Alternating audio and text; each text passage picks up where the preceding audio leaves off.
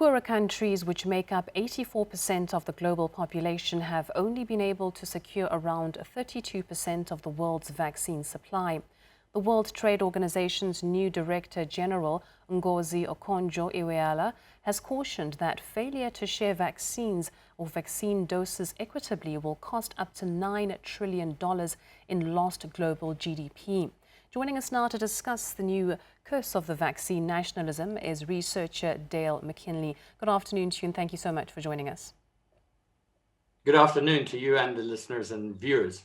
Now, India and South Africa applied to the World Health Organization for a waiver of intellectual property rights for a certain period, just to allow vaccines to be produced locally and so that the world doesn't capitalize on, vaccine sales. But that actually isn't what we're seeing now. We're seeing the opposite of that going on currently.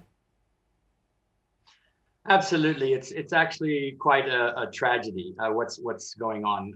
What we have is a situation where, as you mentioned in the intro, a very small portion of countries, rich countries, mostly in the West, a few in the East, have basically cornered the market on vaccines. And the way they've been able to do this is not just because they've got more money in buying it up, but because they've been able to go directly to vaccine manufacturers and cut deals bilaterally. And basically what they've then done is they've cut out the rest of the world, which is part of a COVAX facility, which is a coordinated structure through the World Health Organization, which is designed to try to get everybody together and then distribute those vaccines equally.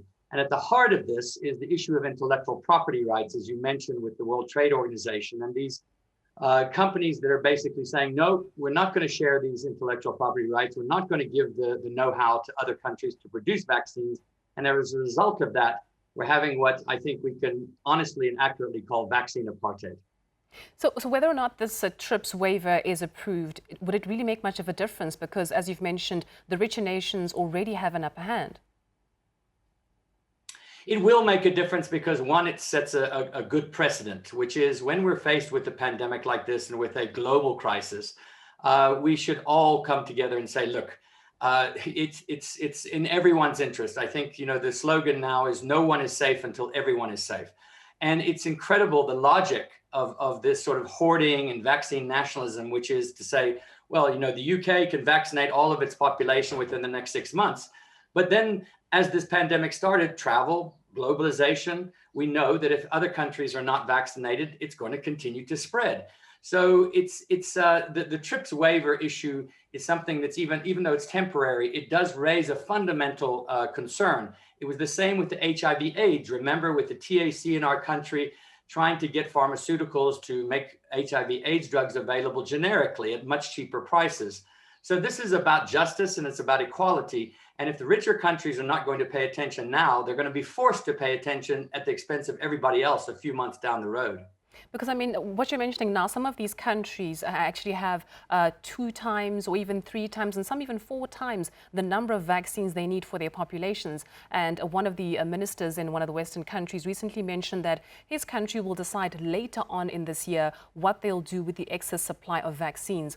Won't those vaccines be expired by the time they decide who to dump them on? And as you mentioned before, hoarding these vaccines doesn't actually help to actually reach global herd immunity. Yeah, it's just simply a case of selfishness and greed. I think we must call it what it is, and short-sightedness. Yes, Canada, for example, has ordered 5 times the amount that every citizen needs. The United States twice, the UK, and so forth and so on. So and they then say, as you mentioned, that they might give excess vaccines, but that's not the real point. The real point is not that the rest of the world wants excess vaccines now. They want to be able to produce these vaccines, whether that's in South Africa, whether that's in India, whether that's in South America, anywhere else, at fairly cheap rates. And so that everybody can be, this can be rolled out by the end of the year, or at least within the next year. And then we have that kind of population immunity where we said like 70% of a nation's population can get vaccinated. If we look at our situation in South Africa, the best case scenario that we can imagine is maybe we'll get to that point early next year if everything is done properly. But that time could be halved if the rich nations and the WTO and the WHO and the COVAX facility were supported and the TRIPS waiver was granted. Now, just going back to the TRIPS waiver, you said that it's important for it to be granted because a precedent has to be set. Just also considering the rate at which the virus seems to be mutating, doesn't that also actually increase the case for that waiver to be approved? Because as it mutates, all the countries should be able to swiftly pivot and be able to produce the most relevant and most effective vaccine at that point in time. It's a very, very good point. And in fact, it's very appropriate and timely right now because we've just learned that in our own country, in Cape Town, there's a new vaccine being developed precisely along those lines to try to adjust to these variants, particularly the South African variant and others. And this is ongoing work. And as soon as that comes online and they've been able to test it properly and it's been peer reviewed, it needs to be mass produced, whether it's here or anywhere else. And that's with the TRIPS waiver and setting aside these intellectual property rights that would allow, let us remind ourselves, when this happened under the HIV/AIDS crisis, hundreds of thousands of lives were saved as a result. So we're not just talking about money, we're not just talking about national pride, we're talking about people's lives here. And I think if the pandemic has taught us anything, and this is what I find incredibly ironic, which is that all the rich countries for the last 3 decades have told us, globalize, take down your barriers, everything is worldwide. And yet when it comes to a pandemic and a health crisis, they want to put up shop and they want to put up the barriers and they want to act like they're isolated nations. And that's simply not going to work for everybody, but particularly for those that are less fortunate in the global south. And lastly, is there any legal recourse that can be taken by the poorer nations to try and get access, to this vaccine and be able to produce it locally? I would imagine that that's being explored. I'm not a lawyer, but I would think that there would be a case to take to the WTO on a legal basis, but that could be strung out for quite some time. As we know, legal processes can take months and months. We don't have that kind of time. It's time for people to stand up, to do the right thing. This is not simply about charity. This is about global solidarity and human beings across the board. And if we learn anything from this pandemic, it's that we must take care of each other or all of us are going to be in trouble. Well, just going back to this issue that you mentioned before, that it seems that these richer countries don't realize that if they don't bring down their borders and globalize when it comes to providing the vaccine freely, that it's actually going to come back to bite them. I mean, where's the moral imperative in all of this?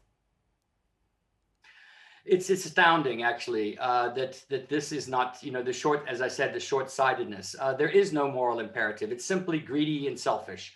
And it's completely unscientific. So in other words, we've been told this whole pandemic, listen to the scientists, listen to the medicine, and let's follow that. And that's absolutely right. And yet when it comes to vaccines, where the scientists and the medical experts are telling us everybody must be vaccinated, or as many people as possible, irregardless of where they live in the world, the leaders of Boris Johnson and others, and we saw Trump, and whether it's any of these leaders and their governments, are going in the opposite direction. So they're simply not listening to their own advice, and they're simply abandoning the rest of the world. But again, if they do this 6 to 8 months down the road, it's going to come right back into their own countries, and we're going to have to start all over again. So it's really something that needs to happen, and it needs to happen now.